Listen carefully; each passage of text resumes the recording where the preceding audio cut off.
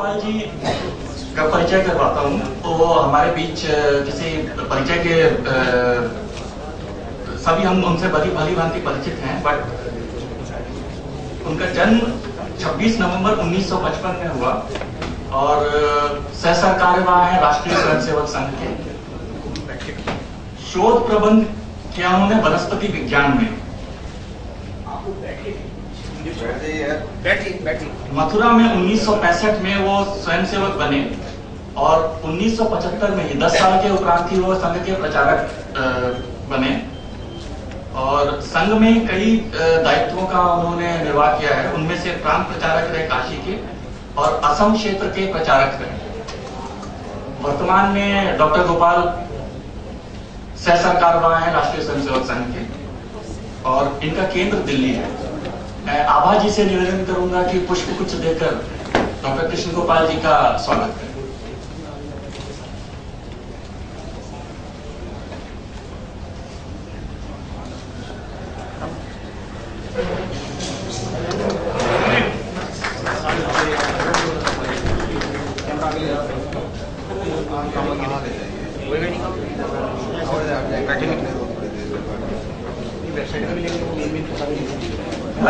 अतिथि हैं विशिष्ट अतिथि शांतनु बुआरे। शांतनु बुआरे सेंट्रल यूरोपियन न्यूज के इंडिया एडिटर हैं और पत्रकारिता में लगभग 3 दशक के लंबे समय से शांतनु जी ने प्रिंट एवं इलेक्ट्रॉनिक माध्यमों में विभिन्न पदों पर कार्य किया। शांतनु जी पत्रकारिता जगत में एक संवेदनशील पत्रकार के रूप में अपनी पहचान बनाई है और आर्थिक, बिजनेस न्यूज और खोजी पत्रकारिता के अलावा ह्यूमन इंटरेस्ट से रिलेटेड भी काफी इन्होंने स्टोरीज लिखी हैं। बहुत सारे न्यूज रिपोर्ट्स इनके आए हैं। आपकी कॉर्पोरेट लॉबीज के ऊपर जो रिपोर्ट है वो आज भी एक मील का पत्थर है। In fact this is often cited as a yardstick in these kind of news reports. Corporate lobbies Niira Radia के ऊपर शांतनु जी का स्टोरी आया था जिसमें उन्होंने कॉर्पोरेट घरानों, नेताओं और एडिटर्स के बीच के संपर्क सूत्रों का जो निक्सस है उसका पर्दाफाश किया था और बहुत जबरदस्त स्टोरी लिखी थी, इन्वेस्टिगेटिव स्टोरी। एक और स्टोरी थी जिसका जिक्र यहाँ करना उचित होगा। एक India cervical cancer injection scandal हुआ था जिसको पिछली यूपीए सरकार ने एक प्रोग्राम के तहत पुश करने की कोशिश की थी और ये बिल और मेलिंडा गेट्स फाउंडेशन के द्वारा भी इसको चलाया जा रहा था। उस पर जब शांतनु जी ने इन्वेस्टिगेटिव रिपोर्ट लिखा तो सुप्रीम कोर्ट ने संज्ञान लिया और ये प्रोग्राम अब बैन कर दिया गया। इसमें छोटी बच्चियों को एक एक्सपेरिमेंट के तौर पर कुछ इंजेक्शन दिए जाते थे जिनमें उन बच्चियों की मौत हो रही थी। उस पर उनका इन्वेस्टिगेटिव रिपोर्ट था। न्यूज चैनल्स और टीआरपी और इस आपाधापी के बीच न्यूज का बाजारीकरण, इस विषय पर सभी पत्रकार बोलते बहुत हैं बट लिखने का साहस बड़े कम लोग कर पाते हैं। शांतनु जी ने वो साहस किया, वो लिखा, उन्होंने बताया किस तरह से न्यूज चैनल्स टीआरपी के लिए एक्स्ट्रा टेलीविजन सेट्स कुछ चुनिंदा घरों में लगाते हैं, किस तरह से मीटर्स का उसमें मैनिपुलेशन होता है और वो स्टोरी इन्होंने की है। इन्होंने यात्रा, अपनी पत्रकारिता की यात्रा यूएनआई से शुरू की थी और इनके लिखे लेख Asia Week, AP, AFP, Washington Post, Wall Street Journal, International Herald Tribune, Asahi Shimbun, इन सब में प्रकाशित हुए हैं। शांतनु एक ESPN स्पोर्ट्स जर्नलिस्ट भी हैं और ESPN स्टार स्पोर्ट्स का साउथ एशिया न्यूज ऑपरेशंस भी इन्होंने स्थापित किया। इंडिया टुडे के डिप्टी पद के दौरान उन्होंने हसन अली पर विस्तृत रिपोर्ट लिखी। हसन अली जो भारत देश के बहुत मेजर हवाला डीलर हैं और 2G पर भी इन्होंने काफी इन्वेस्टिगेटिव रिपोर्ट्स लिखी। अवार्ड्स, इनकी बड़ी लंबी लिस्ट है, समय की अपनी सीमा है तो मैं कुछ एक अवार्ड्स बोलूंगा।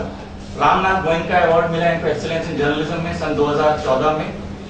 World diamond conference, international diamond conference का अवार्ड मिला सन 2013 में।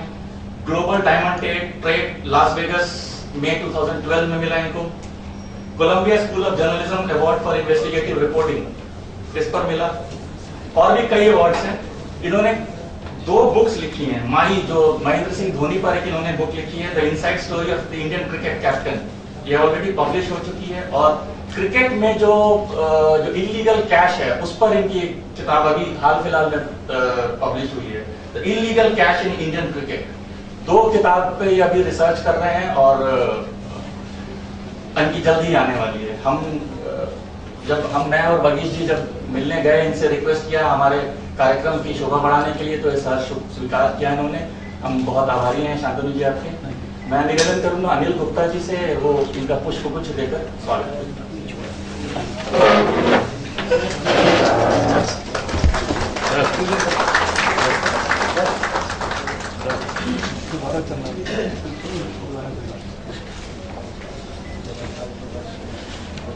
अंग्रेजी पत्रकारिता में था, तो इसलिए कई बार वो इंग्लिश के शब्द जो है बरबसी निकल पाते, तो इसलिए क्षमा कीजिएगा मुझे। मैं डॉक्टर कृष्ण गोपाल जी और शांतनु जी से निवेदन करूंगा, एक वेबसाइट बनी है इंद्रप्रस्थ विश्व संवाद केंद्र की दिल्ली की, उसका विधिवत उद्घाटन करें। और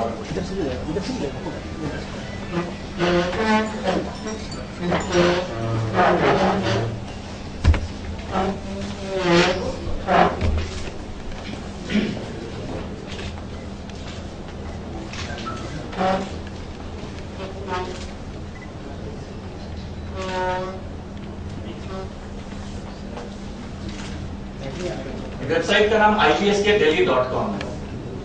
सन से रिलेटेड सारी न्यूज, प्रेस रिलीज वगैरह सब इस पे आएगा। अभी वही चीज वेबसाइट के बारे में विशेष जानकारी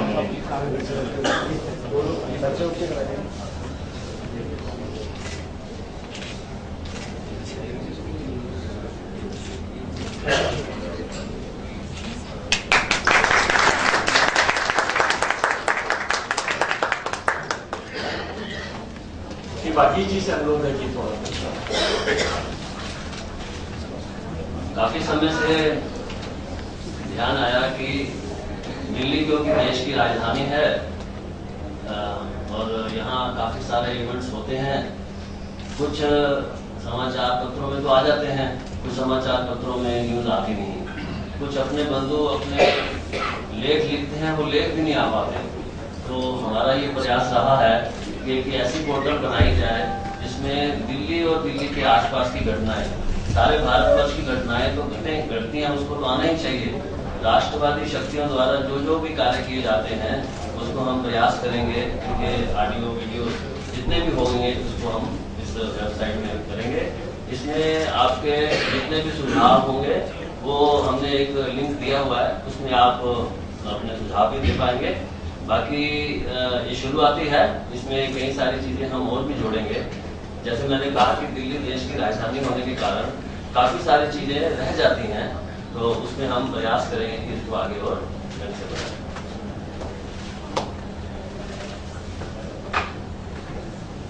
आज नारद जयंती के उपलक्ष्य में हम सभी यहाँ एकत्र हुए हैं और नारद जी का जब भी जिक्र आता है तो लोग हमेशा यही, आज भी आपको बोलते मिलेंगे कि ये चुगलखोर थे वगैरह और ये इधर के बात उधर करने में थे, जबकि ऐसा नहीं है। संघ में हम नारद जी को ब्रह्मांड का प्रथम पत्रकार मानते हैं और इस दिन हम पत्रकारों को सम्मानित करते हैं।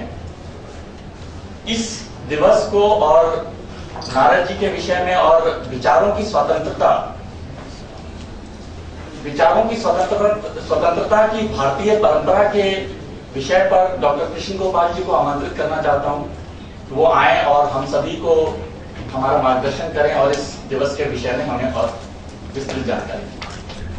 डॉक्टर कृष्ण गोपाल।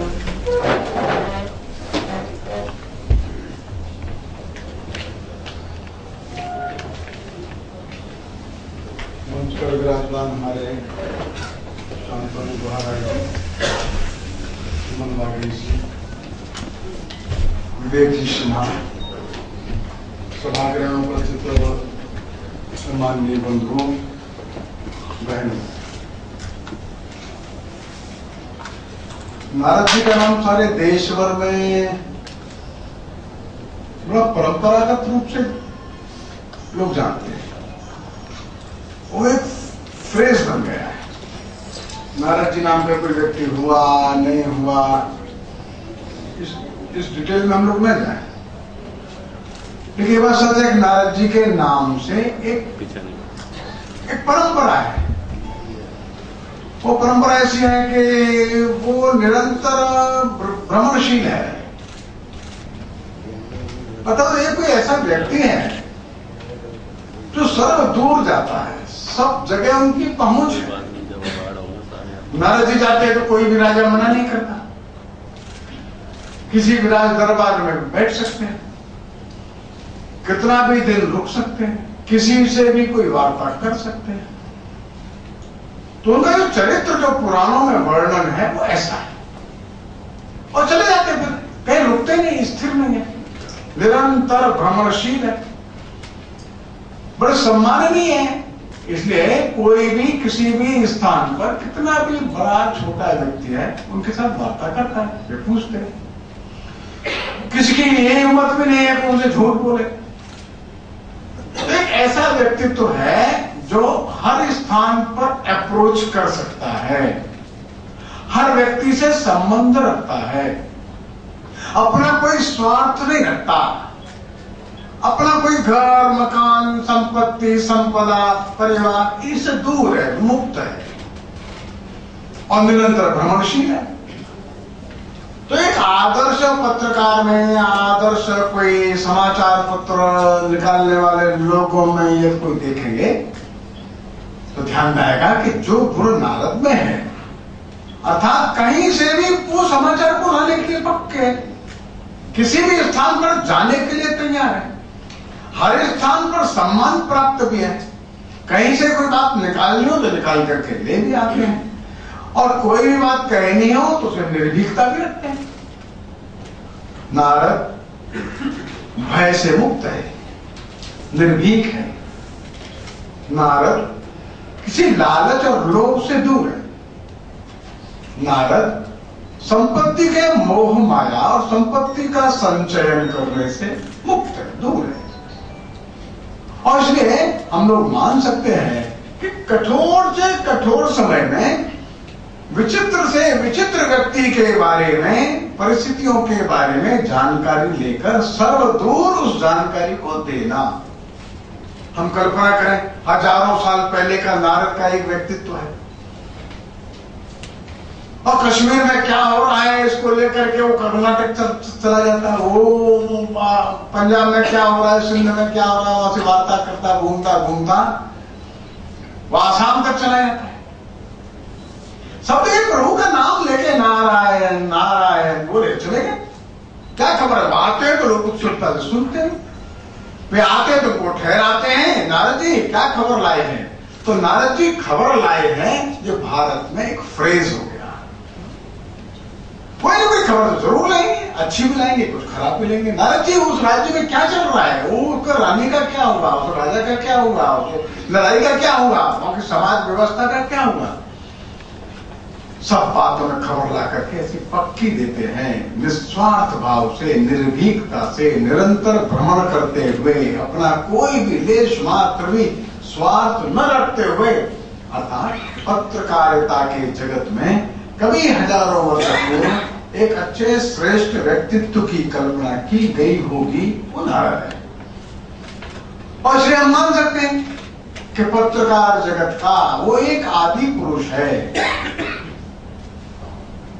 भारत में भी जब देश पराधीन था तब लोगों को चिंता थी कि सच समाचार कैसे निकलेगा, सच समाचार लोग तक जाएगा कैसे। तो लोग खड़े हुए, इतने अच्छे अच्छे लोग खड़े हो गए, क्षमतावान लोग खड़े हो गए, जिन्होंने इस बात को अपने जीवन में सर्वोच्च स्थान दिया, प्राइम इंपोर्टेंस दिया, जो सच्चाई लोगों को मालूम होना चाहिए। भारत में अंग्रेजी शासन की लूट, सुंदरलाल जी थे, 2 खंड में प्रकाशित किया। तो भारत में जो अंग्रेजी सरकार है, ब्रिटिश गवर्नमेंट कैसे शासन करती है, कैसे लूटती है, कैसे एक्सप्लॉइट करती है, कैसे एक्सटॉर्शन करती है, और ये गरीब देशों का पैसा, ये जो कॉलोनीज बन गए, इनका पैसा किस तरह से ब्रिटेन के बड़े बड़े कारखानों में या ब्रिटेन के बड़े बड़े तथाकथित महलों में ब्रिटेन की सड़कों के निर्माण करने में लगता है, और कितना अत्याचारी ढंग से वे लूटते हैं, निचोड़ते हैं। सुंदरलाल जी ने लिखा देश स्वतंत्र नहीं था उस समय उन्होंने 2 खंडों में लिखा, बहुत मुसीबत हुई, सरकार ने परेशानियां डाली। वो शायद मेरे अंदाज से भारत प्रकाशन ने भारत का सरकारी विभाग है प्रकाशन का, उसने उसको प्रकाशित किया। इनको रुचि है उसको पढ़े। कैसे लाए होंगे खबर, वो निकाल करके, और ब्रिटिश वहां के ऑफिस में से लाए होंगे निकाल करके। बड़ा ऑथेंटिक डॉक्यूमेंट, डेट है, वर्ष है, व्यक्तियों के नाम है, कितना कितना पैसा कैसे ले जाते हैं, क्या करने नहीं देते हैं, क्या करते हैं, आदि आदि। क्या कहेंगे इसको हम? सही खबर को ढूंढ करके निकाल करके लाना। और फिर एक ऐसी परंपरा भारत में पिछले 150 वर्षों से लगभग प्रारंभ हुई, जो सत्य के अन्वेषक थे। जो कोई गड़बड़ चल रहा है उसको निकाल करके ढूंढ करके ला करके समाज के सामने रखना, इसके लिए कृत संकल्पित थे, फॉर्म डिटरमिन्ड थे। इसके लिए जितना भी परिश्रम करना हो सकता है, परिश्रम करने के लिए वे सिद्ध थे, तैयार थे। इसके लिए जो भी कष्ट होगा, परेशानी होगी, उसके लिए जो अपने को सहन करना पड़ेगा, जो इसके लिए अपने को बलिदान देने के लिए तैयार थे। भाई इस जगत में, इस पत्रकारिता के जगत में, समाचार के जगत में बड़े बड़े नाम आ गए। लोकमान्य तिलक, लाला लाजपत राय, मदन मोहन मालवीय, विपिन चंद्र पाल, अरविंदो घोष, वरिष्ठ विद्यार्थी, वीर सावरकर, डॉक्टर मुंडे, महात्मा फुले, डॉक्टर अंबेडकर। ध्यान में आता था जो व्यक्ति देश के हित में थोड़ा भी सोचने के लिए चलता था, वही अखबार निकालने की कोशिश करता था, अखबार निकालता था। और एक एक व्यक्ति ने 5-5, 6-6 समाचार पत्र निकाले। अपनी संपत्तियां बेच करके समाचार पत्र निकालते थे। यह परंपरा है भारत की। आमदनी के लिए, कमाई के लिए, घर चलाने के लिए, मेरे को कोई काम नहीं मिला इसलिए इस क्षेत्र में, ऐसा नहीं। बहुत अच्छे दूसरे काम है, उसको छोड़कर इस क्षेत्र में आते थे। और ये क्षेत्र बहुत पवित्र क्षेत्र था। राष्ट्रवादियों के लिए एक देश की स्वाधीनता की लड़ाई का अग्रगण्य क्षेत्र था, महत्वपूर्ण क्षेत्र था। कई समाचार पत्रों में निकलता था कि एक समाचार पत्र का संपादक जेल चला गया, ऐसा लेख उसने छापा, अगला संपादक है वो जेल गया, तीसरा गया, चौथा गया, 8 संपादक जेल चले गए, कारावास, आजीवन कारावासी होता था। तो समाचार पत्र निकालता था, हमको संपादक की जरूरत है, हम 2 रोटी और नमक गुड़ देंगे खाने के लिए, वेतन में होगा तो कुछ थोड़ा बहुत दे सकते हैं, अन्यथा आपको कारावास सहन करना पड़ सकता है। सिद्धता के साथ आता है। लोग आते थे, अखबार चलते। तो एक जुनून था, इस देश के लिए हमको अच्छा करके देंगे, देश के समाज को वो बताएंगे जिनको नहीं मालूम है, उस सत्य का अन्वेषण करेंगे, खोज करके लाएंगे। सरकार तिल मिला जाती थी, सरकार परेशान होती थी, ये न्यूज कहां से आई, कहां से लीक हुई, बताओ कौन लाया इस न्यूज को। इसके संपादक को बुलाया जाता था, संपादक पर सब तरह का अत्याचार होता था, लेकिन लोग हिलते नहीं थे। इसके लिए लोगों ने बलिदान दिए, तब ये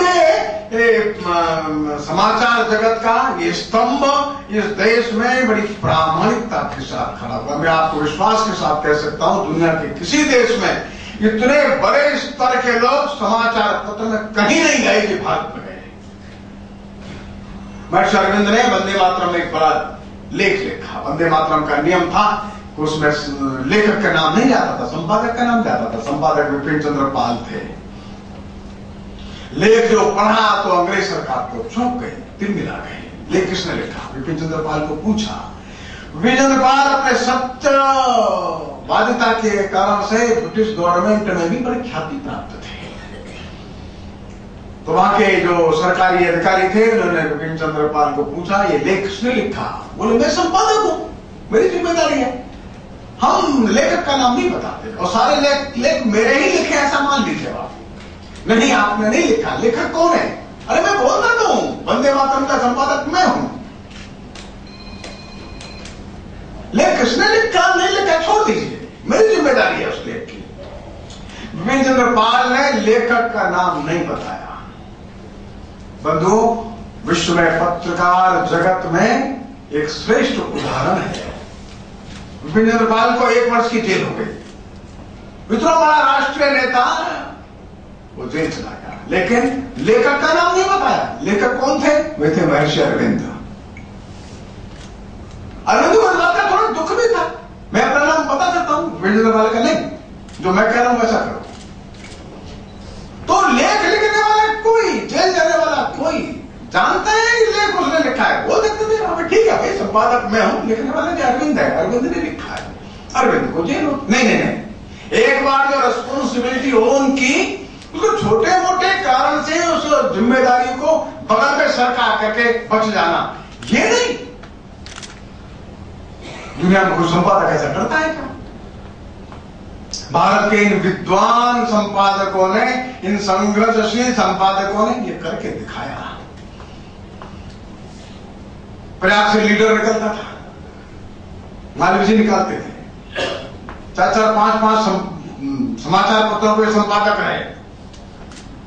1886 के जो कांग्रेस का अधिवेशन कलकत्ता में था, संभवतः दूसरा अधिवेशन था, उसमें मालवीय जी का भाषण और प्रतापगढ़ के राजा साहब थे, सुने तो बड़ा प्रसन्न हो गए। राजा साहब काला कांकर थे, वो उन्होंने रामपाल सिंह जी ने इतना अच्छा बोलता है इंग्लिश में, बहुत अच्छा है, तुम हमारे आ जाओ, संपादक तुम बन सकते हो, आ जाओ। मालवीय जी चले। उन दिनों 250 रुपया मिलने लगा 1887 में। बहुत गरीब घर से मालवीय जी आए। मालवीय ने कहा मैं संपादक का काम करूंगा, मेरी एक शर्त है, छोटी सी मेरी बात है, आप उसका ध्यान रखिएगा। क्या है? मेरी शर्त यह है कि मैं जब संपादक का काम करूंगा, जिस कक्ष में मैं काम करूंगा, उसमें शराब पी करके आप नहीं आना। साहब चौंके, कल का लड़का 26 साल की इसकी आयु, मैं इसको नौकरी दे रहा हूं, मैं एक पुत्र का मालिक, ऐसी शर्त रखता है मेरे सामने। बस इतना ही मेरा आपसे निवेदन है, शराब पी करके आप हमसे बात नहीं करेंगे कभी। लेकिन ऐसा हो गया, काम चलता रहा, 1.5-2 साल उन्होंने काम किया, और एक दिन ऐसा हुआ, राजा साहब कोई बात ध्यान में नहीं रही, और संपादक महोदय से वार्ता करने चले गए। वार्ता किए, वार्ता करके और वापस आ गए। बस मालवीय जी ने वो एक छोटा सा पत्र लिखा। क्या पत्र लिखा? मालवीय लिखते हैं, मैं जब आया था मेरी आपसे कुछ वार्ता हुई थी, उस वार्ता में निश्चित हुआ था कि आप शराब पी करके हमारे सामने वार्ता करने के लिए नहीं आए। बस आज से मेरा अन्न जल यहां समाप्त हो गया, मैं अपने घर वापस जा रहा हूं। वापस चले, 250 रुपये की नौकरी छोड़ दी, वापस गए। हालांकि राजा साहब ने बहुत समय याचना की, नहीं गलती नहीं, तो मेरा जो निर्णय था ना राजा साहब, वो पक्का था, वो हिलने डुलने वाला मेरा निर्णय नहीं था। ये ठीक है, मेरे घर में गरीबी है, मेरे घर में आमदनी का कोई जरिया नहीं है, परिवार में चलाता हूं, लेकिन मैं यहां नहीं रहूंगा। चलिए, ये जो संपादक थे तो छोटे मोटे लोग नहीं थे, ये बड़े लोग थे। और एक ऐसा हुआ, अखबार बंद करने का आ गया, कर्मचारियों का वेतन नहीं मिला, माँ के अपनी पत्नी के पास गए, बोला देखो तुम्हारे 4 बेटे हैं, हाँ एक 5वां बेटा और है। 5वां बेटा कौन है? वो लीडर है अखबार, समाचार पत्र, वो संकट में है, वो लगता है मृत्यु शैया पर है, कुछ पैसा दे दोगी तुम? तो उनकी पत्नी गई, अपना जो आभूषण का डिब्बा ला करके दे, देखिए सब आभूषण है, आप जो पैसों के लिए चाहिए। मालवीय तुरंत बाजार गए, आभूषण बेच दिए, और लीडर प्रेस के सारे कर्मचारियों को वेतन दिया। अगले दिन दीपावली थी, जो अपनी पत्नी के आभूषण बेचकर कर्मचारियों को वेतन देता है, अखबार चलाता है, ऐसा संपादक दुनिया में मिलेगा नहीं। जगत नारायण गुप्ता, उनकी हत्या हुई, तो दूसरे उनकी हत्या हुई, तीसरे उनकी हत्या हुई, अखबार चलता रहा, ऐसे लोग मिलेंगे नहीं। जिन लोगों ने इस क्षेत्र को यशस्वी बनाया, इस क्षेत्र की पवित्रता को बरकरार रखने के लिए जो भी बलिदान देना होता हो दिया, उसमें से ये समाचार पत्र या जो पत्रकारों का संघ, संपादकों के चरित्र के कीर्तिमान स्थापित हुए हैं। आसान जगत नहीं। नारद की परंपरा क्षुण्ण है, नारद निर्भीक है, नारद भ्रमणशील है, नारद स्वार्थी नहीं है, नारद सबकी खबर लेता है, नारद सबको खबर देता है।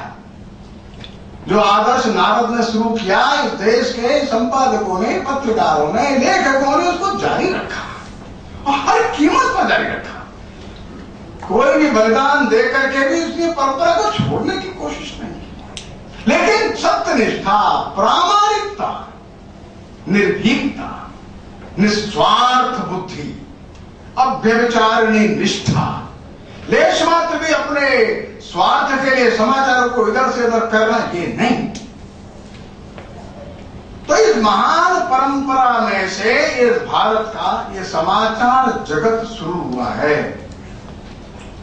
एक विलक्षण यात्रा करके आगे बढ़ा है। विश्व परिदृश्य में मैं ये तो नहीं कहता अकेला है, ऐसा तो नहीं कहना चाहिए, लेकिन अपना एक स्थान बना करके इस देश के उन संपादकों ने, पत्रकारों ने, लेखकों ने रखा है। एक मालिक मेरे पुरानी बात हो गई, मालिक नहीं, बड़े बड़े समाचार पत्र थे, बताने में कोई हर्ज नहीं, गोयनका जी थे। उनका नियम था, मेरे समाचार पत्र में मेरा फोटो छपना नहीं चाहिए, बस ध्यान में रखना। प्रभात जोशी एक पत्र के संपादक थे और एक दिन अचानक समस्या आ गई कि लोकनायक जयप्रकाश जी और अस्पताल से बाहर आए, व्हीलचेयर पर है, व्हीलचेयर पर लेकर के चल रहे रामनाथ जी गोयनका। एक फोटो ऐसा आ गया, चित्र ऐसा आ गया, उसमें जो अलग नहीं होते। वो लोकनायक जयप्रकाश का चित्र और रामनाथ गोयनका जी का चित्र ऐसा आया अखबार में छपने के लिए, वो संपादक कोशिश करके भी वो अलग नहीं कर पाया, छाप दिया। और अगले दिन गोयनका जी ने संपादक को बुला लिया, प्रभात जोशी संपादक ने, क्यों छपा भाई मेरा चित्र, तुमको मालूम नहीं है क्या? हमारे पत्र की 20 साल की परंपरा है, मालिक का पत्र फोटो नहीं छपा। क्षमा याचना की, कहा नहीं, क्या बताएं, परिस्थिति ऐसी थी कि दोनों चित्रों को हम अलग नहीं कर सकते थे। लोकनायक जी का चित्र छापना एक तरह से आवश्यकता थी। रामनाथ जी ने कहा चित्र न छापते तो भी तो चल जाता, ठीक है, आगे से ध्यान में रखना। अर्थात जो मालिक है वो भी अपने चेहरे की प्रसिद्धि से दूर है। ऐसे मालिक मिलने भी थोड़े कठिन होते हैं, लेकिन पत्रकार जगत ऐसे ही खड़ा नहीं हो जाता है। पत्रकार जगत, ये समाचार जगत है, ये बड़े त्याग और परिश्रम से, निष्ठा से और एक विशेष प्रकार के समर्पण की भूमिका के साथ खड़ा होता है। बंधुओं, एक नई सुनामी से दुनिया गुजर रही है। यह सुनामी ऐसी है कि बड़े बड़े महल को ढहा देती है। सुनामी ऐसी है, बड़े बड़े खड़े हुए वृक्षों को गिरा देती है, बड़े बड़े मूल्यों को तिरोहित करती है। ये सुनामी है। और समाचार जगत सब कुछ देता है, प्रतिष्ठा भी देता है, मान भी देता है, पैसा भी देता है, यश कीर्ति भी देता है, सब कुछ देता है। और इस चकाचौंध में ये ध्यान में रहना बहुत संभव है कि जो श्रेष्ठ है, योग्य है, जो यथार्थ है, वो कहीं पिछड़ जाए, जो सार्थकता है वो कहीं पिछड़ जाए। मान सम्मान, उसका जो चकाचौंध होती है, उसमें दिक्कत आती है और ये ढूंढना पड़ता है, सावधानी रखने की जरूरत होती है, क्या देना क्या नहीं देना। ठीक है, हम ऐसा कुछ देते हैं जिसके कारण से जनता और उत्सुकता से देखती है और उत्सुकता से पढ़ती है, लेकिन वो देना जरूरी है क्या, उसकी आवश्यकता है क्या, चिंता होती है। उदाहरण के लिए बंबई में ये उग्रवादियों का आक्रमण जो हुआ था कुछ वर्ष पहले, हम देख रहे थे 3 दिन लगातार ऐसा मीडिया को देता था, एक क्षण की, एक सेकंड की खबर दे रहा था। अब एक संकट है, क्या सही और क्या गलत इसका आकलन मैं नहीं करूंगा, वो मेरा क्षेत्र नहीं है, मैं उसके लिए कोई अधिकारी व्यक्ति भी नहीं, लेकिन वो मीडिया एक पल की खबर दे रहा था। इस बरामदे में, उस बरामदे में, इस छत पर हेलीकॉप्टर से ऊपर से नीचे उतर रहे, कोई खबर ऐसी नहीं थी जो मीडिया के पास नहीं थी। और ये सारी की सारी खबर ये जो उग्रवादी होटल के अंदर थे उनके पास भी थी, वहां तो सारे वो टीवी चैनल चल रहे थे। अब हम कल्पना करें, क्या वो खबरों की जरूरत थी? वो सारी की सारी खबरें कैसे हमारे सिक्योरिटी के लोग ऑपरेशन कर रहे हैं, ये खबरें कमरों में लेकिन मीडिया वाला उनको बता रहा था। अब हेलीकॉप्टर, अरे वो तो कमरे के अंदर बैठा, तो क्या मालूम हेलीकॉप्टर से ऊपर से लोग उतारे जा रहे हैं? नहीं, उसको मालूम था, उग्रवादियों को मालूम था वो ऊपर हेलीकॉप्टर से लोग उतारे जा रहे हैं। सेंसिटिव बनाना खबर को, राष्ट्रीय सुरक्षा का मुद्दा इससे आहत तो नहीं होता, ये ध्यान नहीं रहता, ये विवेक छूट जाता है। अभी नेपाल में हो गया, वो जाकर एक एक खबर देता, एक एक खबर देता। नेपाल वालों को लगता है कि हमारे देश के स्वाभिमान के साथ, सम्मान के साथ ये ठीक नहीं है। देखिए लड़ती हुई जिंदगी, फला ढिमका, देखिए बच्चे में जान है, सांस है, लेकिन प्रशासन लापरवाह, ऐसा करके देना, अतिरंजित कर देना अच्छा लगता है। नेपाल की सरकार नाराज होती है, नेपाल का जनमानस भी नाराज होता है, और भारत सरकार ने, भारत समाज ने इतना सब किया अच्छा, उसमें से कुछ लोगों की थोड़ा हो सकता है जल्दीबाजी, थोड़ा लगता है कि एक नए प्रकार का सेंसिटिव न्यूज को इकट्ठा करना, उसके कारण से मैसेज खराब जाता है, अच्छा नहीं जाता। हम जानते हैं कि महिला पर अत्याचार होता है, ठीक बात है, गलत बात है, वो नहीं होना चाहिए, इसको किसी को मतभेद नहीं है, लेकिन कितने समाचार किस ढंग से कितने दिए जा रहे हैं, ऐसा लगता है कि भारत में यही एक काम बचा है, बस सब लड़के अत्याचारी है, सब लड़के अपराधी, ये चल रहा है केवल। सारे दुनिया भर में ऐसी न्यूज पेस्ट होती है कि भारत में बलात्कार तो ऐसा हो गया, कोई गली मोहल्ला लड़की बहन सुरक्षित है ही नहीं। उल्टा देखिए, जितने बलात्कार परसेंटेज पॉपुलेशन के हिसाब से देखेंगे, उससे कई गुने ज्यादा यूरोप और अमेरिका में होते हैं, कई गुने ज्यादा। मौका मीडिया नहीं देता। कैसे लड़ना इस समस्या से एक दूसरा पक्ष है, लेकिन सारे के सारे समाज को, सारे के सारे देश को ऐसा प्रेजेंट कर देना उचित नहीं। हम देखते हैं बहन के साथ अत्याचार हुआ, इसके सबको निंदा करनी है, इसमें कोई लेश मात्र भी संदेह है ही नहीं, लेकिन उस बहन की जाति देकर के समाचार दिया जाता है तो एक द्वेष उत्पन्न हो जाता है।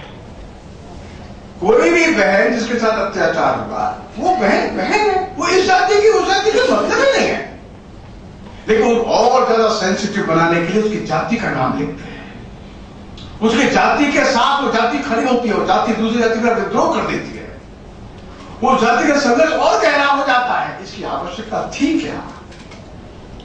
बात सच है, बात गलत नहीं है। देना कि नहीं देना, कितना देना, कैसे देना, इन सब बातों में क्या मर्यादाएं हो सकती हैं, बड़ा भारी प्रश्न है। कई बार हम लोग इस चक्कर में जो सच है वो नहीं दे पाते। अभी थोड़े दिनों पहले दिल्ली के बारे में समाचार निकला था कि 4 चर्चों पर हमले हुए, और 4 चर्च जो है और उसमें तोड़फोड़ हुआ। दिल्ली के कमिश्नर हमारे जान पहचान के परिचित है, क्या है भाई, बोला हाँ हुआ, 4 चर्चों में तोड़फोड़ हुआ, लेकिन उसी वर्ष में 458 मंदिरों में भी तोड़फोड़ हुआ है, चोरी हुई है। एक 28 के अलावा 25 के अलावा मस्जिदों में भी तोड़फोड़ हुआ है, चोरी हुई है। चोर करते हैं, रिपोर्ट हमारे पास है, हम कोशिश करते हैं। उसी टेन्योर में 458 मंदिर, 25 मस्जिद और 4 चर्च। मीडिया को लगता है चर्च में तोड़फोड़ हुई खबर देने से दुनिया भर में न्यूज आएगी, जाती है, चली गई। अच्छा किया क्या, सब दे देते। आधा सत्य पर पर्दा डालकर आधा सत्य देना, ये असत्य के बराबर ही है, ये धोखाधड़ी है, ये चीटिंग है, ये नासमझी है, और देश के साथ विश्वासघात है। ऐसी खबरों के कारण से यूनाइटेड स्टेट्स में, यूरोप में, उनको ये नहीं मालूम 458 मंदिर भी चोरी हुई है, तोड़फोड़ हुई है, उनको ये तो मालूम नहीं। उनको लगता है चर्च में ही तोड़फोड़ रहा है। तो यूनाइटेड स्टेट के वहां के कांग्रेस ने तो एक प्रस्ताव लाया, वो इतना अगर माइनॉरिटी सुरक्षित है अपने देश में या भारत में, ये चिंता की बात है, और सच में चिंता की बात है। अगर केवल 4 चर्चों में ही ऐसा होता तो सच में चिंता की बात है, लेकिन एक सबको देखिए ना, समग्रता में देखिए ना। हाँ ठीक है, वो मंदिर में 458 को भी गलत है, नहीं होना चाहिए, ये भी गलत है, 4 चर्च का भी गलत है, एक भी चर्च में आक्रमण होता है तो गलत है। लेकिन बाहर दुनिया में मैसेज क्या गया, चर्च पर आक्रमण बहुत हो रहे हैं, ये ठीक नहीं, ये गलत है। और इस प्रकार के समाचार पत्र दे करके एक सनसनी पैदा करना, ये समाचार की पवित्रता के विपरीत है। ये ठीक बात नहीं है। एक तीसरी बात, समाचार पत्रों का दोनों काम है, दोनों प्रकार की जिम्मेदारी। ठीक गलत हो रहा है उसको दीजिए, इसमें कोई दो राय नहीं है, देना है। अच्छा हो रहा है उसको भी दे दीजिए। इतने अच्छे प्रकार के काम दुनिया में अच्छे लोग करते हैं, तो समाचार पत्र में कुछ रेशो तो होना चाहिए। अच्छे समाचार भी देंगे, जो अच्छा काम करते हैं उनके बारे में बताएंगे। केवल खराब ही खराब दे देने से लोगों को लगता है कई बार समाचार पत्रों में इतनी खराब बात आती है कि मन भी दुखी हो जाता है, मन परेशान हो जाता है। और कोई अच्छी न्यूज आती है वो छोटे से 4 लाइन में 5 लाइन में दे देंगे, खराब मिल जाती है तो 4 कॉलम की न्यूज बना करके दे देंगे। अच्छी बात नहीं है।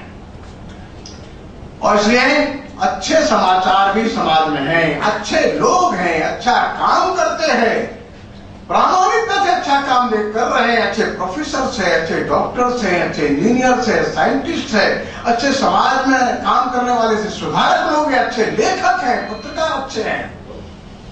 उनके बारे में कैसे हमारा समाचार जगत अच्छा समाचार दे। समाज का आत्मविश्वास तभी बढ़ता है। जो खराब खराब खराब समाचार सुनते सुनते पढ़ते पढ़ते उनके मन में एक डिप्रेशन आता है, उनको लगता है कि हम तो ये अब कैसे देश में रह गए, ये कुछ सुधरने की गुंजाइश है या नहीं। और इसलिए समाचारों के बारे में बहुत बारीकी के साथ अपने को छानबीन करके उसका सत्य पक्ष है वो रखने की कोशिश करना। और कई बार समाचार पत्रों में ऐसे समाचार देने वाले लोगों के एक समूह बन जाते, फोकस बन जाते, एक विशेष उद्देश्य को लेकर के वे काम करते हैं और सारे समाचार पत्र में जगत में छाने की कोशिश करते हैं। मैं समझता हूं इसे कैसे बचा जाए, ये भी एक बड़ी चुनौती हमारे सामने है। मेरा आप सभी से विनम्र निवेदन है, इस जगत की पवित्रता को, श्रेष्ठता को बनाए रखने के लिए जो भी संभव प्रयत्न है वो हमारे बंधु करते हैं, आगे भी करें। आने वाली सभी समस्याओं पर विचार करते हुए करें, समस्याओं के समाधान के लिए भी लगें। और इसे नारद जयंती जो है वो इस पत्रकार जगत को एक मिशन के रूप में मान करके चलता है। अच्छे लोग हैं, वे इसमें आगे बढ़े। मैं आप सभी को अपनी ओर से बधाई देता हूं, नमस्कार करता हूं। नमस्कार। काफी वर्ष पहले जब हम लोग पत्रकारिता में आए थे, और आज भी जो भी पत्रकार प्रोफेशन में एंटर करता है उसको हमेशा यही सिखाया जाता है 5 W's and 1 H of journalism. तो हमेशा सब पत्रकार ये पूछते हैं कि भाई इनमें से सबसे वाला इंपॉर्टेंट वाला कौन सा W है, H है या क्या है। तो जो Y जो है वो हमेशा बताया जाता है, जितने भी हमारे सीनियर एडिटर्स होंगे, जो प्रोफेसर होते हैं जर्नलिज्म के, वही बताते हैं कि क्यों कोई चीज, कोई घटना या कोई वाक्य, खबर है, वो सबसे जरूरी है, ये इस पे आपको ध्यान देना है। डॉक्टर कृष्ण गोपाल जी का जो इतना बढ़िया वर्णन है वो अगर हम अपने ध्यान में रखें कि क्यों हम कोई खबर को खबर बना रहे हैं, उसकी क्यों इतनी बड़ी खबर बन रही है या क्यों छोटी बन रही है, तो मुझे लगता है पत्रकारिता का जो आज क्राइसिस के दौर से जो हम लोग गुजर रहे हैं, पूरा जो entire journalism is going through a state of crisis, इससे हम बच पाएंगे। मैं निवेदन करूंगा शांतनु गुहार जी से कि वो अपनी बात रखें, हम सभी को हमारा मार्गदर्शन करें। शांतनु जी।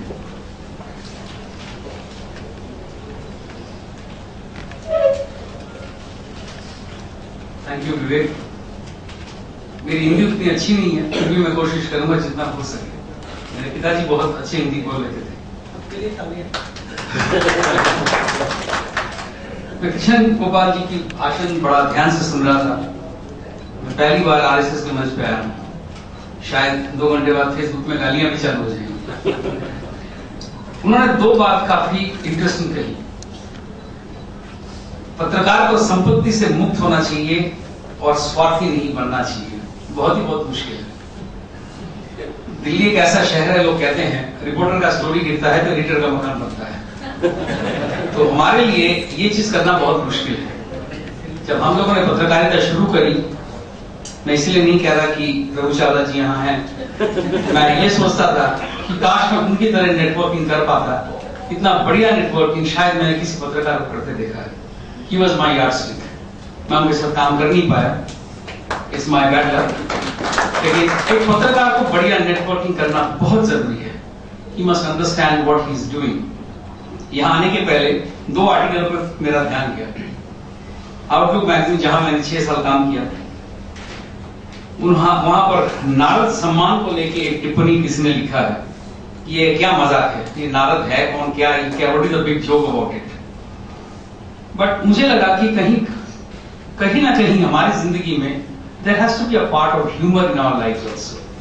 अगर एक नारद सम्मान है तो उसको ह्यूमर की तरफ से ले लीजिए, अगर आपको पसंद नहीं आ रहा तो। मुझे बहुत साल पहले दीवार सिनेमा की एक डायलॉग की बहुत याद आती है कि माँ आपको प्रसाद दे रही है, आप मिठाई समझ के खा लीजिए। So there are ways to handle things. पत्रकारिता को लेके मुझे लगता नहीं है आज कोई भी एडिटर ज्ञान लेना पसंद करेगा, क्योंकि वो अपने ही धुन में चलते हैं और हम भी उसी धुन में ही चलते हैं, मैं कोई अलग नहीं। लेकिन मुझे कभी कभार एक डर लगा रहता है कि शायद एक बैलेंस हम लोग क्रिएट कर नहीं पा रहे। और ये बैलेंस क्यों नहीं क्रिएट कर पा रहे? शायद हम पत्रकार बन के खबर की खोज में काफी पीछे चले गए। मैं एक छोटा उदाहरण आपको देता हूं। आज से करीबन 15 दिन पहले किसी ने मुझे बोला कि तिहाड़ जेल में सुब्रत रॉय शायद जल्दी छूट जाएगा और वो कोशिश भरपूर कर रहा है, and he is planning certain things. मैं लोगों से बातचीत करके वो खबर हमने चलाई, मैंने चलाया। कभी कभार मैं भारतीय पेपरों के लिए फ्रीलांसिंग करता हूं, तो मुंबई मिरर में 6 दिन पहले ये खबर आ गई और आज वही खबर टाइम्स ऑफ इंडिया और हिंदुस्तान टाइम्स ने किया। मेरे लिए यही मेरा प्रेस्टीज है और कुछ नहीं है। खबर ढूंढने का काम पत्रकारों ने भारत में काफी कम कर दिया है। मुझे डर इसी बात का लगता है। इसीलिए जब मैं अपने पत्रकार दोस्तों से मिलता हूं, बार बार मुझे ये कहते हैं आप बताइए। अब मैं अगर बताऊं तो मेरा खबर उनके पास चला जाएगा, तो इसलिए मैं डर के बारे में कुछ बता भी नहीं पाता। और विवेक जी जानेंगे, जब हम लोग बैठ के कॉफी पीते हैं, उनकी 2-2 एक-एक लाइन को लेके उसके थ्रू खबर हमें निकल जाती है। तो शायद ये ट्रेनिंग, एक बैकग्राउंडिंग का सिस्टम है। और ये परेशानी क्यों है, इसका एक कारण है। हमारे देश में बाकी मुल्कों के तुलना में हमारा मीडिया काफी एग्रेसिव है, काफी प्रोग्रेसिव भी है और काफी तेजी से बढ़ रहा है। जहां वर्ल्ड वाइड न्यूज़पेपर्स बंद हो रहे हैं, मैगजीन्स बंद हो रही हैं, चैनल्स के पास तनख्वाह देने का पैसा नहीं है। आज के जमाने में भी सरकार के पास 200 चैनल के एप्लीकेशंस पेंडिंग हैं, शायद ज्यादा ही होंगे। लेकिन मीडिया को इस्तेमाल गलत तरीके से मालिक लोग ही करते हैं, पत्रकार गलत नहीं होता, ये मेरा दृढ़ विश्वास है। अगर मालिक अपने एडिटर को सीधा रखेगा और एडिटर की बात पे को चलेगा, एकदम सब कुछ ठीक ठाक होता है। प्रॉब्लम टॉप लेवल पे आती है। विवेक जी ने बड़े प्यार से मेरे जीएमआर की इन्वेस्टिगेशन की बात करी। मैं आपको कह दूं, वो इन्वेस्टिगेशन इंडिया टुडे के वेबसाइट पे नहीं है। तो इसका मतलब 2011 और 12 में एक बड़ा सीएजी का रिपोर्ट, जिसको ब्रेक करके मुझे काफी गर्व हुआ था, वो रिपोर्ट ही अब वेबसाइट से नहीं है। ये क्यों हट गया, इसका कारण मैं ढूंढ नहीं सकता। कुछ घटनाएं शायद ऐसी हुई हैं जिसको लेके लोगों में थोड़ा प्रॉब्लम आता है, लोग इसके बारे में चर्चा करते हैं। किशन गोपाल जी ने 2-3 चर्चा की। उन्होंने एक बोला 26/11 की घटनाएं बताई। अब ये एक बहुत बड़ा डिबेट है। मैं मानता हूं कि पत्रकार जो दिखता है उसको दिखाना चाहिए, लेकिन हम वेस्टर्न मीडिया को बहुत फॉलो करते हैं। हमें लगता है कि अगर एक पुलित्जर अवार्ड हमें मिल जाता तो बस और कुछ नहीं चाहिए। भारत रत्न से भी बहुत बढ़िया है। लेकिन अगर हम उनको फॉलो करें, उनका यार्डस्टिक देखें, उनको देखिए 9/11 को उन्होंने कैसे हैंडल किया, I think that is a lesson we all have to take. और दूसरा, अगर टेलीविजन चैनल की बात आप लोग सुन रहे हैं, कर रहे हैं, ये एक टीआरपी का रेस है। ये रेस कभी बंद नहीं होगा। ये रेस ऐसा ही चलेगा और अगले 10 साल से 15 साल तक ऐसा ही चलेगा। शायद चैनल के ओनर्स भी अभी इसको फॉलो कर रहे हैं और उनको लग रहा है कि वो लोग एक अजीबोगरीब रेस के अंदर घुस गए हैं। आज से 3 दिन पहले बॉम्बे में रेडिंग अवार्ड्स में हमारे देश के वरिष्ठ पत्रकार और टेलीविजन चैनल के ओनर डॉक्टर प्रणय रॉय उन्होंने एक स्पीच दिया, उनमें उन्होंने बोला ये टैबुलाइजेशन ऑफ जर्नलिज्म बंद करना चाहिए। शायद वो खुद भूल गए कि उनके चैनल के वरिष्ठ पत्रकार का नाम नीरा राधिया के टेप में था, तब वो टैबुलाइजेशन नहीं था। आज वो रेस में टाइम्स नाउ से पीछे हट गए तो उनको डर लगने लगा कि ये टाइम्स नाउ तो कुछ ऐसा ही कर रहा है कि इसको कॉपी नहीं किया जा सकता। एडिटर अपना जगह बनाता है, एडिटर को जगह बनाना देना चाहिए। बढ़िया पत्रकारिता को, जैसे कृष्ण गोपाल जी ने कहा, स्वार्थी कभी नहीं होना चाहिए। मेरे 30 साल मैंने पत्रकारिता में बिता दिया है, आज तक मेरे पास पीआईबी का कार्ड नहीं है। मैं लास्ट का पार्लियामेंट में गया तो मुझे मालूम नहीं, लेकिन मुझे इतना मालूम है कि 30 साल पहले हम लोग यूएनए में नौकरी करने के बाद हमारे सामने जो औरत बैठी है उनके ऑफिस में जाते थे, मानुषी के ऑफिस में, उनका पेज एडिट करने के लिए बगैर पैसे के। That was a bit of social work in our lives. मुझे लगता है जर्नलिज्म हैज चेंज्ड ट्रेमेंडसली, तो उसके ऊपर लोगों को ज्ञान देके ये बोलना कि भाई आप ठीक ठाक करिए, फायदा नहीं है। लोग वही करेंगे जो चाहेंगे, पेपर वही छापेगा जो वो चाहेगा। इसमें कभी कभार कुछ बढ़िया रिपोर्टर आगे आ जाएंगे, बढ़िया काम करेंगे, दैट्स इट। और मैं इस बात खत्म करने के पहले यही बोलूंगा कि मुझे ये डर कभी कभार इसलिए लगता रहता है क्योंकि पिछले दिनों में काफी सारे एडिटर एक के बाद एक उनका नौकरी चला गया है, और नौकरी जाने का कारण बहुत भयानक है। 2 दिन पहले टाइम्स ऑफ इंडिया के बड़े अवार्ड सेरेमनी में उनका खुद का स्पोर्ट्स एडिटर नौकरी से बाहर था क्योंकि वो चोरी करता हुआ एयरपोर्ट में पकड़ा गया। I think it's a matter of very great concern. Espionage tapes में, एसआर लीक्स टेप्स में काफी सारे बड़े पत्रकारों का नौकरी इसलिए चला गया क्योंकि उन्होंने कुछ फेवर्स कॉर्पोरेट से लिए थे। लेकिन उसमें एक पत्रकार जो मेरे साथ कलीग थी, अनुपमा एरी, ने एक बड़ा संवेदनशील चिट्ठी हिंदुस्तान टाइम्स के एडिटर को लिखा था। अगर आप लोग देख सकते हैं, आई थिंक सोशल मीडिया पे चिट्ठी आज भी है। उस चिट्ठी में उसने लिखा था कि आप मुझे गाली इसलिए दे रहे हैं क्योंकि मैंने गाड़ी 2 दिन के लिए ली। मैंने गाड़ी में अपने दोस्त के लिए मंगवाई थी, लेकिन आप हर साल जो HT समिट में आप मुझे ऐड लाने के लिए बोलते हैं और मैं जाके ऐड ले आती हूँ, क्या ये काम मेरा पत्रकार का है? So I think that's a very valid point. अगर आप पत्रकार को पत्रकारिता में रखेंगे, पत्रकारिता जिंदा रहेगा। Thank you very much once again.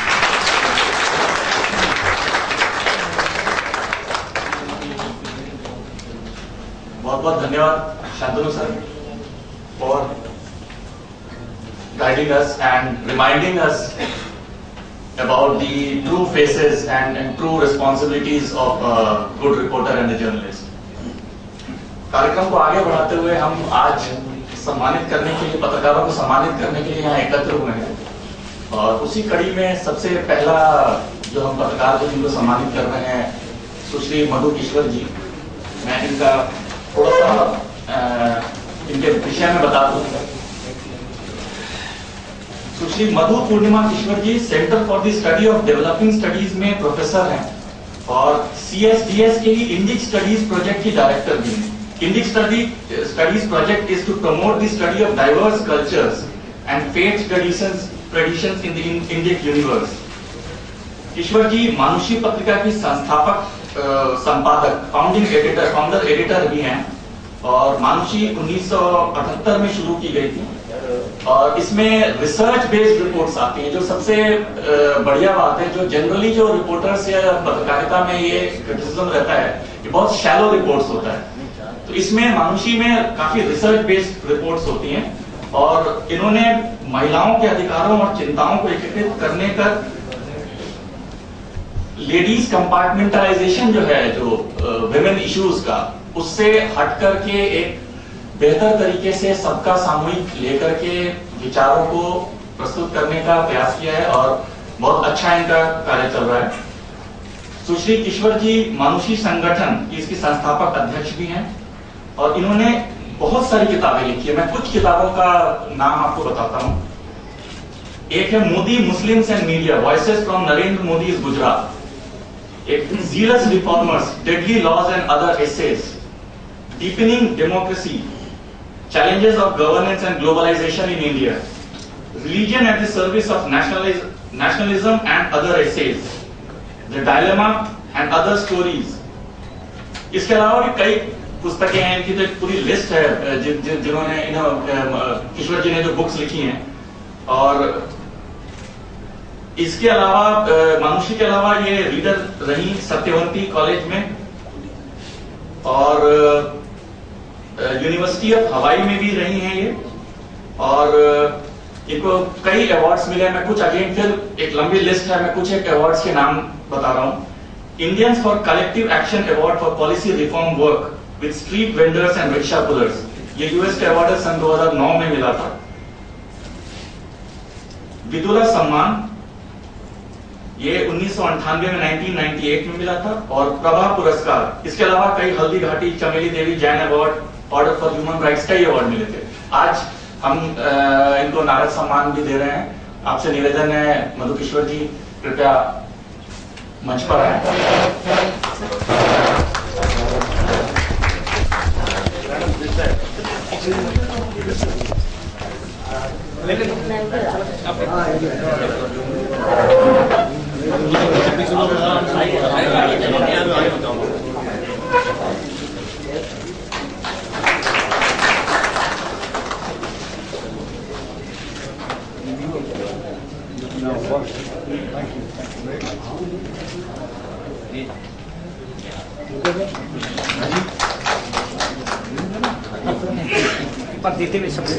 वो इसलिए मत बोलना कि आप थोड़े लेट हो।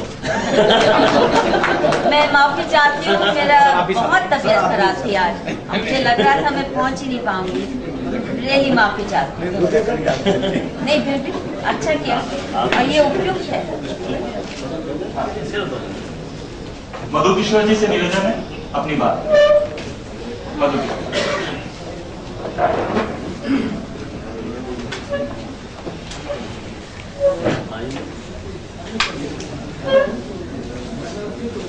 आदरणीय कृष्ण गोपाल जी और जर्नलिज्म के हमारे साथी शांतनु दुआ जी और यहाँ उपस्थित सब मित्रों, मैं फिर एक बार माफी मांगती हूँ लेट होने का, पर आज सच में मेरे पेट की वो हालत थी कि मुझे नहीं लग रहा था कि मैं निकल भी पाऊंगी।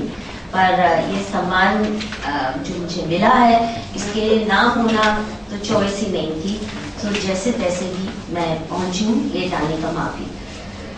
जहां तक मानुषी का सवाल है, मैं इसका थोड़ी सी पृष्ठभूमि बताना चाहूंगी। मानुषी की शुरुआत ही हमने इसलिए की कि मेन स्ट्रीम मीडिया जिस तरह इस देश के लोगों की डाइवर्सिटी को नजरअंदाज किए, इस देश की मानसिकता संस्कारों को बिना पहचाने हिट एंड रन जो जर्नलिज्म होती है, और वो भी दिल्ली या बड़े मेट्रोज के आसपास की खबरें, देश के दूर दराज जो इलाके हैं, दूर दराज तो छोड़िए, यहाँ से 50 मील दूर की भी खबर तभी आती है हमारे अखबारों पे याद, जब वहां कोई बहुत बड़ी एट्रोसिटी हो जाए, कोई गैंग रेप हो जाए, कोई बहुत बड़ा हादसा हो जाए, तो हम सोचते हैं कि इस देश में गांव भी हैं, इस देश में छोटे शहर भी हैं। नहीं तो अगर आप हमारे अखबारों का मूल्यांकन कीजिए, मेन स्ट्रीम अखबारों का, तो 70% मुझे लगता है न्यूज 10 किलोमीटर रेडियस जो है न्यू दिल्ली का, वहां से निकलती है। तो ये इस किस्म की पत्रकारिता हमें लगा काफी लिमिटेड है, और मानुषी को इसलिए शुरू किया। और मानुषी की शुरुआत मैं तब लेक्चरर थी, और मैंने पहले दिन से ये खुद के साथ वायदा किया कि मैं पत्रकारिता को अपनी रोजी का साधन नहीं बनाऊंगी। तो मेरा मानुषी के साथ जो भी काम रहा, रिश्ता रहा, चाहे वो मानुषी संगठन जो मानव अधिकारों की लड़ाई लड़ता है, ना तो गरीब के नाम का एक पैसा मेरे जेब में जाए, ये मेरा अपने साथ वायदा था। जिस तरह हमारे एनजीओज करते हैं, देश की गरीबी को सारी दुनिया में फैला के डिस्प्ले करके, तो वो मुझे नहीं करना था। दूसरा, हमने ये तय किया कि हम मानुषी के लिए किसी काम के लिए भी ना किसी विदेशी संस्था से पैसा कभी लेंगे और ना ही भारत सरकार से लेंगे। ये रीडर सपोर्टेड मैगजीन होगी। और क्योंकि मैं मानती हूँ कि कलम में वाकई सरस्वती का वास है, और वो निर्भीक होना उसका बहुत जरूरी है। इसलिए मैंने अपनी रोजी रोटी को अपनी पत्रकारिता से कभी नहीं जोड़ा। पढ़ाया पहले कॉलेज में, फिर अभी मैं centre for study of developing societies में प्रोफेसर हूँ।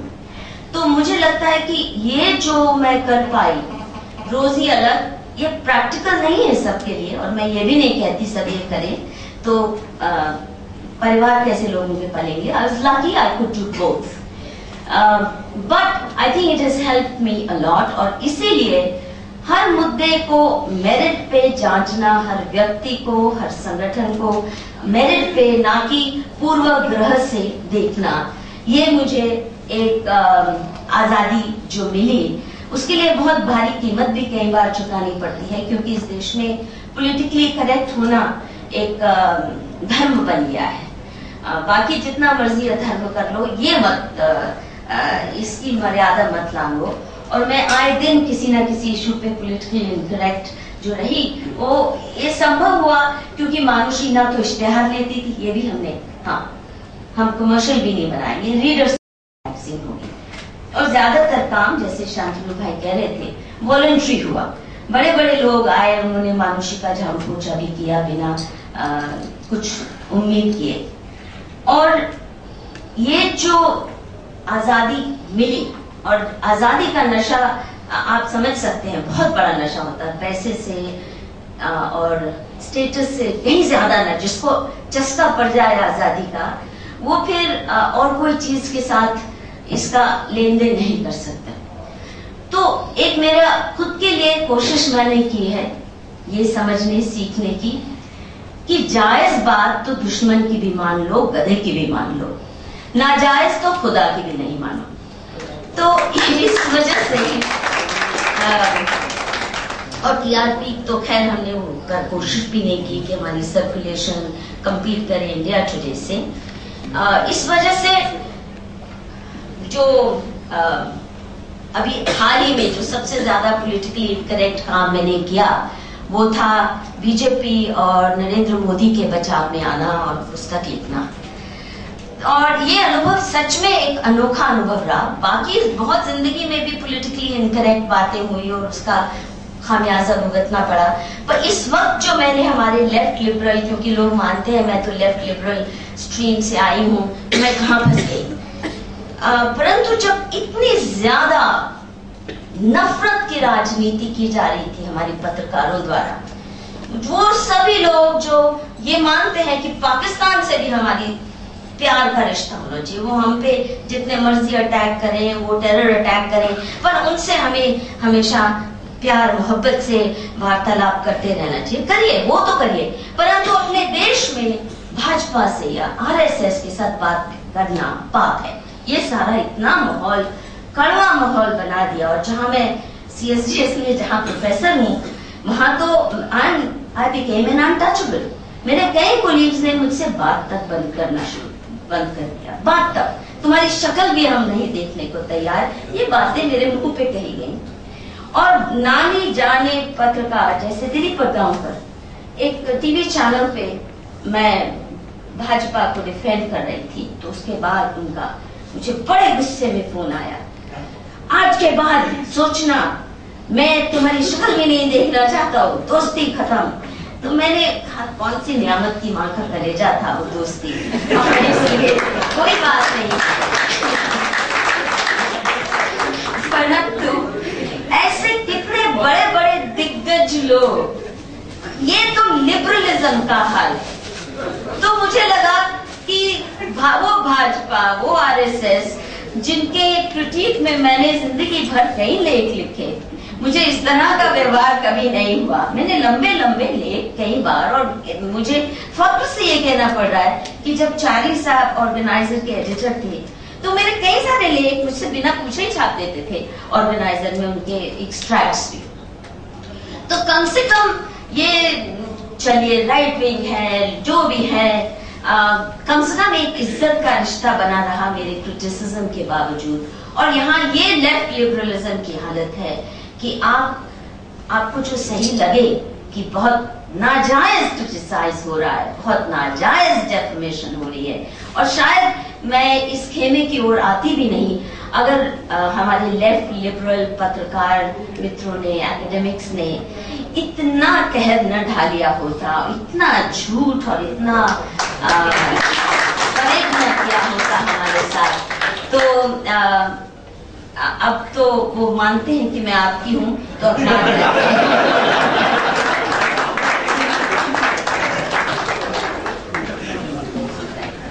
बहुत बहुत धन्यवाद मधु विश्व जी। अगले पत्रकार जिनको आज सम्मानित किया जा रहा है वो है यतेंद्र शर्मा जी। यतेंद्र शर्मा जी मूलतः उत्तर प्रदेश के छोटे से जिले हाथरस के कस्बा सासनी के रहने वाले हैं। उनकी प्राथमिक शिक्षा भी सासनी में ही हुई और सन 2006 में अमर उजाला से पत्रकारिता की शुरुआत की और 2009 से वो लगातार इंडिया न्यूज में है। वर्तमान में वो इंडिया न्यूज में सीनियर स्पेशल कॉरेस्पॉन्डेंट है और इसके अलावा रेवाड़ी में उनके कुछ स्टोरीज के बारे में जिक्र कर दूं। रेवाड़ी में हुए सिख नरसंहार के खिलाफ, सिख नरसंहार की खोज पर एक स्टोरी की, इन्वेस्टिगेटिव रिपोर्ट्स किया है उन्होंने, जिसके परिणाम स्वरूप करीब 28 साल बाद इस मामले में सरकार ने कमेटी गठित की है। किन्नरों के जीवन पर, हरिद्वार में गंगा में अवैध खनन पर, वेश्यावृत्ति पर, स्वतंत्रता सेनानियों के बदहाल जीवन पर, सामाजिक सरोकारों से जुड़े विषयों पर कई स्पेशल स्टोरी यतेंद्र शर्मा जी ने की है। निवेदन है यतेंद्र जी सामने।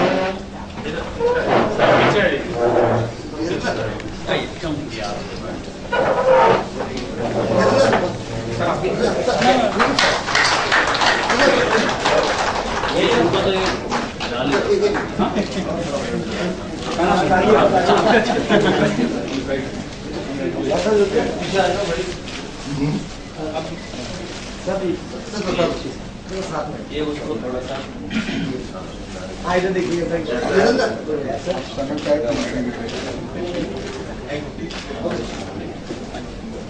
यतेंद्र जी से निवेदन है कुछ जोड़ सकते हैं।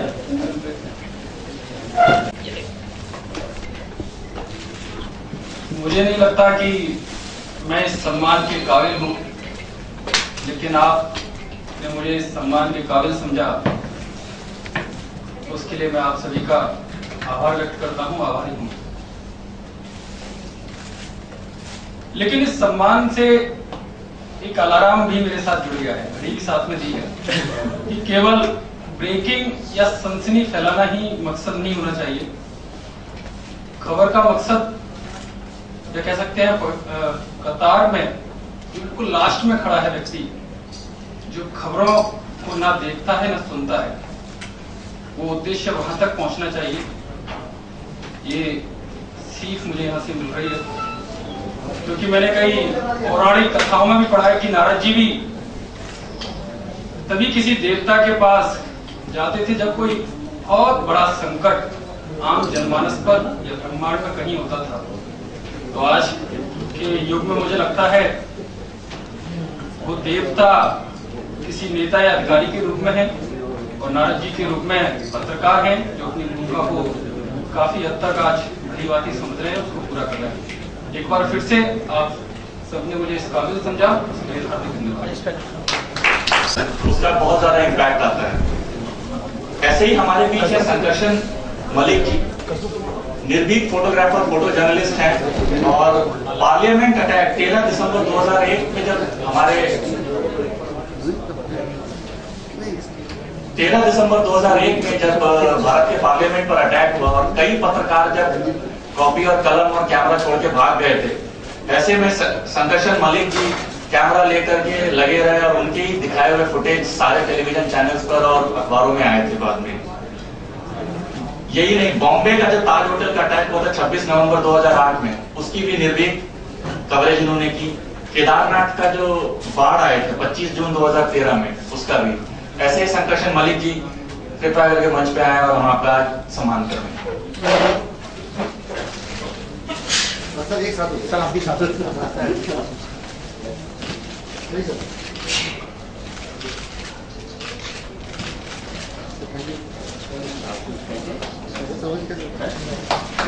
संकर्षण मलिक जी कुछ दो शब्द कहें, निवेदन है।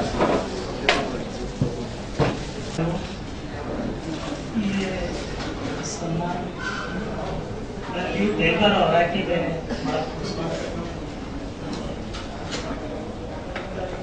इलेक्ट्रॉनिक्स मीडिया में दो चीज की महत्व होता है, एक ऑडियो और वीडियो। इलेक्ट्रॉनिक्स मीडिया में महत्व होता है एक ऑडियो और वीडियो।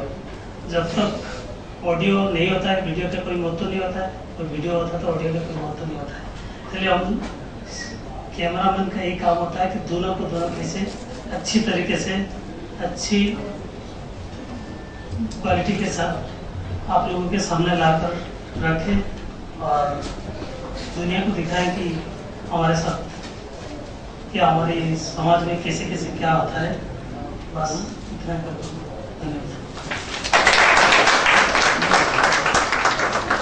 धन्यवाद संकर्षण जी।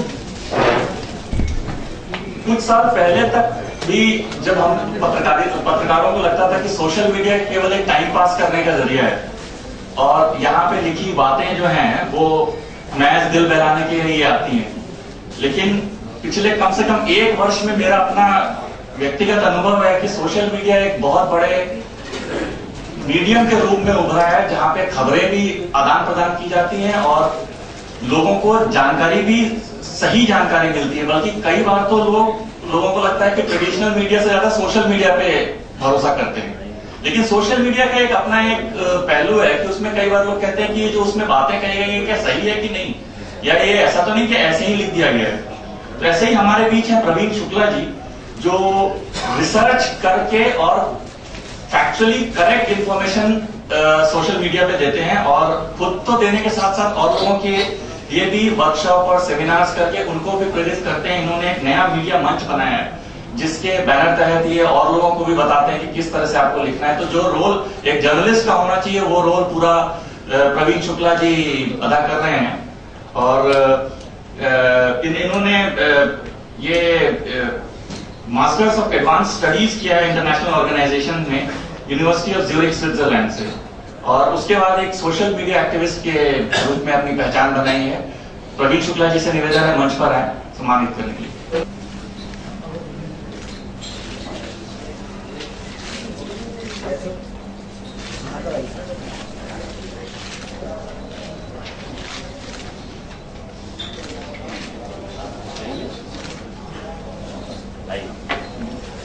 प्रवीण शुक्ला जी से निवेदन है अपनी बात करें।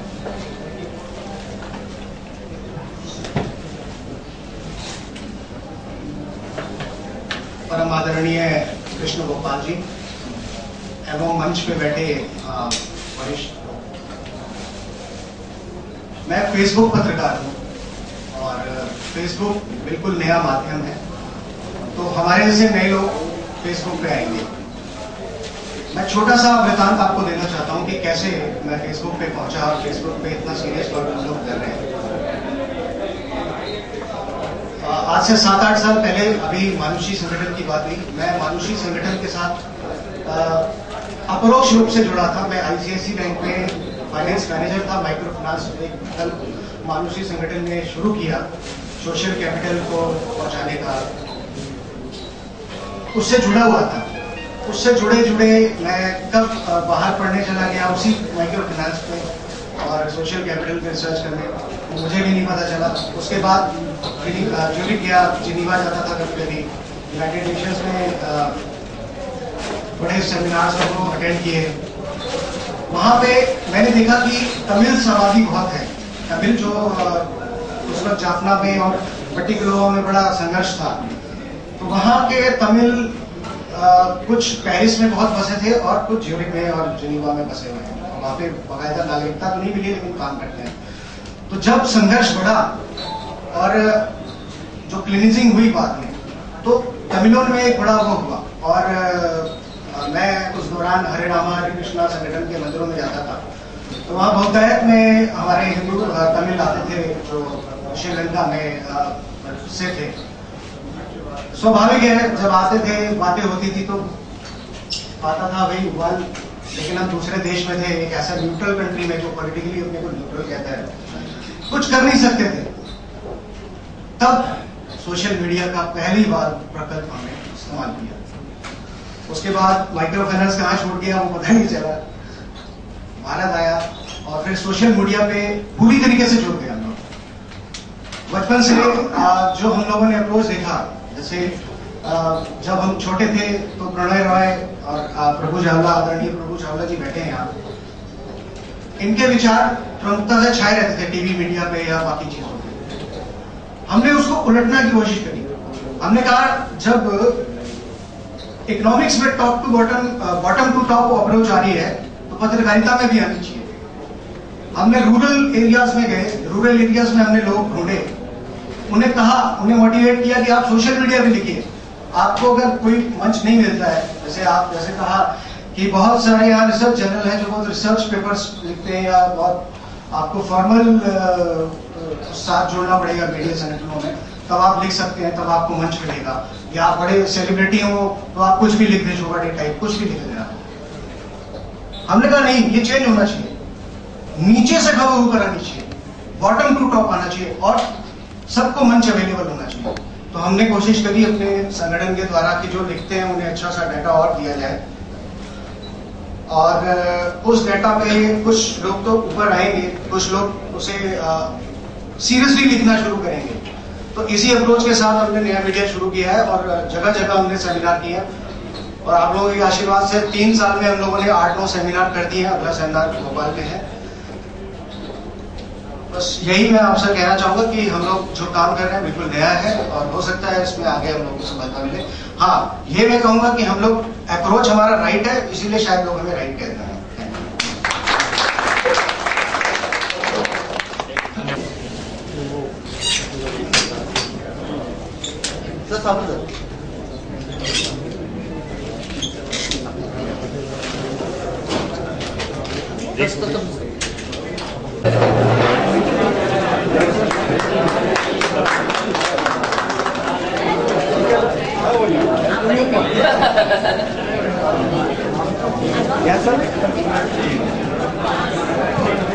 श्री संदीप जी छात्र जी का सम्मान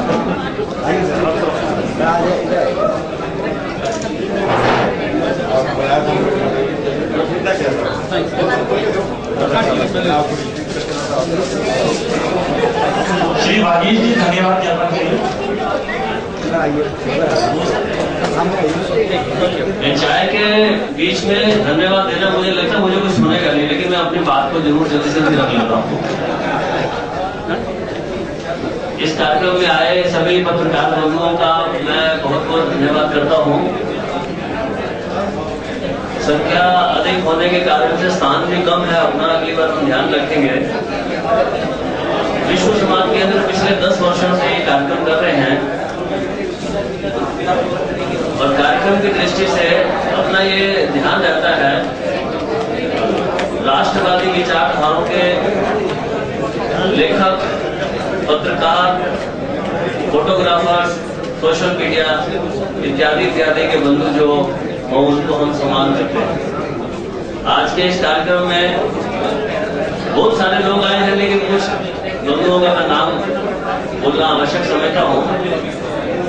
श्री प्रभु चावला जी, श्री SM खान जी जो पूर्व में DG न्यूज थे, आजकल DG INS हैं। श्री विजय जी राष्ट्रीय स्वयंसेवक संघ के उत्तर क्षेत्र के सह सरकार्यवाह उपस्थित हैं। श्री अविनाश जी राष्ट्रीय सिख संगठन के डॉक्टर अवतार शास्त्री जी, श्री अशोक टंडन जी सब आप परिचित ही हैं, पूर्व मीडिया सलाहकार प्रधानमंत्री श्री अटल बिहारी वाजपेयी जी, सुमीना जी सीनियर एंकर हैं राज्यसभा टीवी में, श्री हितेश शंकर जी एडिटर, प्रफुल्ल केतकर जी, श्री विकास पाठक जी, श्रीमती पुष्पा त्रिपाठी जी जो pro vice chancellor IP university के हैं, श्री KP त्रिपाठी जी पूर्व VC आगरा यूनिवर्सिटी के हैं, श्री अनिल पांडे जी जो प्रेसिडेंट है दिल्ली जर्नलिज्म एसोसिएशन के। मैं इन सभी बंधुओं का धन्यवाद करता हूँ। विक्रम बाल जी जो IIMNS के एडिटर हैं, मैं उनका भी बहुत बहुत धन्यवाद करता हूँ। मैं आपको बातों में स्पिन लगा रखा है, क्योंकि वहाँ चाय प्रारंभ हो चुकी है, तो कुछ लोग बैठे रहेंगे, कुछ लोग को चाय ले लेंगे। तो आप इस कार्यक्रम में आए, आपका बहुत बहुत धन्यवाद। आगे भी इस प्रकार से आपका सहयोग रहेगा, ऐसी कामना करते हुए इस कार्यक्रम को हम